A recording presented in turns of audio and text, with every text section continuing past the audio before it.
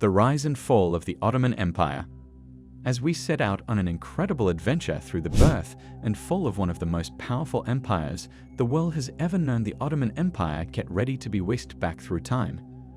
But what brought this once powerful dynasty to its pinnacle of achievement and ultimately led to its downfall? Come along on an engrossing journey as we reveal the intriguing story of conquest, victory, and decline that shaped the Ottoman heritage. How did the rise and fall of the empire teach us anything, and how does that apply to modern geopolitics? The breakup of various Turkish tribes led to the creation of the Ottoman Empire, an imperial power, in 1299. Subsequently, the empire expanded to encompass a large portion of modern-day Europe. In the end, it grew to become one of the biggest, most influential, and most resilient empires in world history. Turkey, Egypt, Greece, Bulgaria, Romania, Macedonia, Hungary, Israel, Jordan, Lebanon, Syria, and portions of the Arabian Peninsula and North Africa were all a part of the Ottoman Empire at its height. In 1595, its largest recorded area was 7.6 million square miles. Although a part of the Ottoman Empire became what is now Turkey, the empire started to fall in the 18th century. Beginning and development. When the Seljuk Turk Empire broke up in the late 1200s, the Ottoman Empire was born. Following the fall of that empire, the Ottoman Turks started annexing other nations that were a part of it, and by the late 1400s, they dominated all other Turkish dynasties. The principal objective of the Ottoman Empire's founders was expansion. Under Osman I, Orkan, and Murad I, the Ottoman Empire underwent its initial stages of expansion. One of the first capitals of the Ottoman Empire, Bursa, collapsed in 1326. The Ottomans expanded their territory in the late 1300s thanks to a number of significant victories, and Europe started to get ready for this expansion. Mehmed I helped the Ottomans reclaim dominance in the early 1400s following a string of military setbacks. They took control of Constantinople in 1453. Subsequently, the Ottoman Empire reached its zenith and commenced the era of great expansion, encompassing the territories of more than 10 distinct European and Middle Eastern nations. The Ottoman Empire is thought to have expanded so quickly because other nations were weak and disorganized, as well as because its military structure and tactics were highly developed for the period. With the defeat of the Mamluks in Egypt and Syria in 1517, Algiers in 1518, and Hungary in 1526 and 1541, the Ottoman Empire's growth proceeded during the 1500s.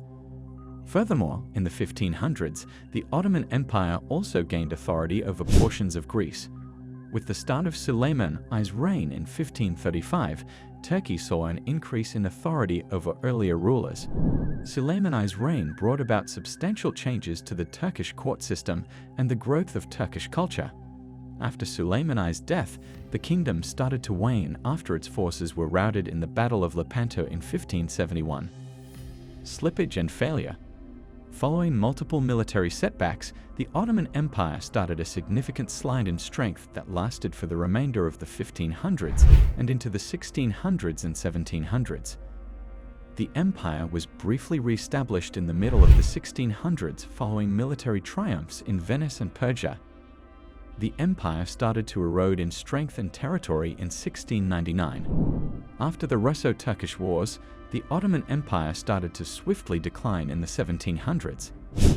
A number of treaties made at that period resulted in the empire losing part of its economic autonomy.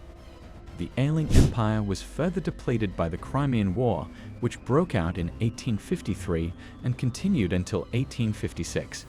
The Congress of Paris acknowledged the Ottoman Empire's independence in 1856, but the empire was still waning as a major force in Europe. Several uprisings occurred in the late 1800s, and the Ottoman Empire kept losing land.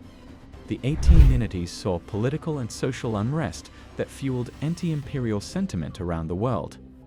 The empire's area was further diminished and instability rose as a result of the Balkan Wars of 1912 and 1913, as well as uprisings by Turkish nationalists. The Treaty of Sèvres marked the official end of the Ottoman Empire following the conclusion of World War I. The Sultanate of Women and Roxelana. Roxelana, the wife of Suleiman the Magnificent, is an interesting and mostly unrecognized character in Ottoman history. In his book Empress of the East, How a European Slave Girl Became Queen of the Ottoman Empire, historian Leslie Pearce demonstrates how Roxelana, whose Turkish name was Hurrem Sultan, brought in a new era of female political authority at the palace, which came to be known as the Sultanate of Women. At the age of 13, Roxelana, a non-Muslim, was abducted by slavers and sold into the Sultan's harem. As soon as a concubine gave birth to a male heir, the Sultan would no longer have sexual relations with her, according to Ottoman royal custom.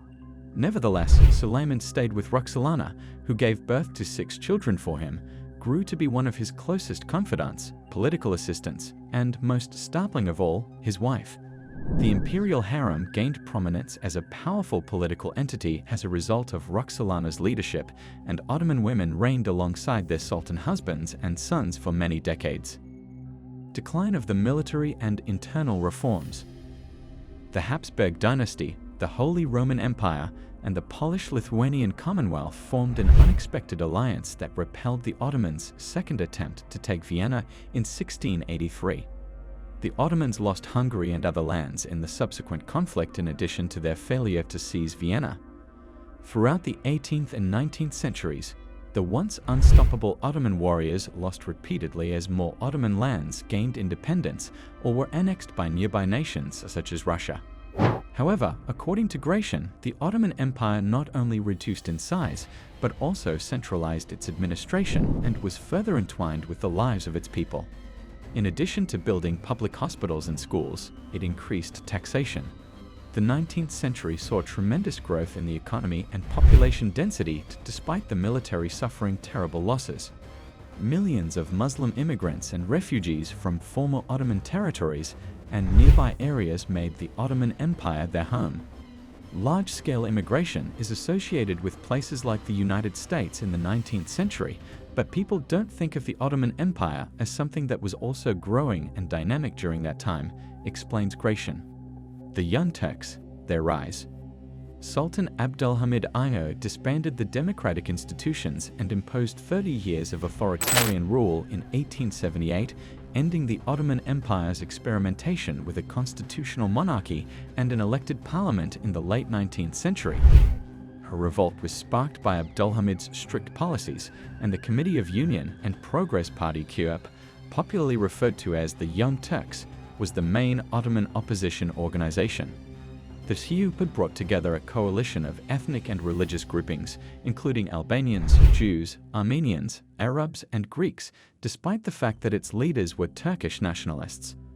The goals of the Young Turks were to revive the empire's grandeur, restrict the monarchy, and restore the constitution. Many hailed their success in the 1908 revolution as a victory for liberty, equality, and Ottoman fraternity. However, as sections separated and more fervent nationalists solidified what grew to be increasingly authoritarian authority, the revolution rapidly soared. The First Balkan War 1912, which cost the Ottomans their last remaining European territories in Macedonia and Albania, coincided with this domestic unrest. The militarily helpless Ottomans also cast their lot with Germany as World War I drew near, hoping that Germany would shield them from their fierce rival Russia. The Ottoman Empire finally fell in 1922 with the establishment of a secular republic led by Mustafa Kemal Atatürk, a Turkish nationalist resistance leader. However, the Sultanate had not been formally dissolved since its defeat in World War I. Atatürk attempted to eradicate Ottoman institutions and cultural icons throughout his decades-long one-party rule, introduced Western legal standards, and established the framework for modern Turkey. Curious to delve deeper into the extraordinary saga of the Ottoman Empire? Subscribe now to unlock exclusive insights and expert analysis that illuminate the rise and fall of this iconic dynasty.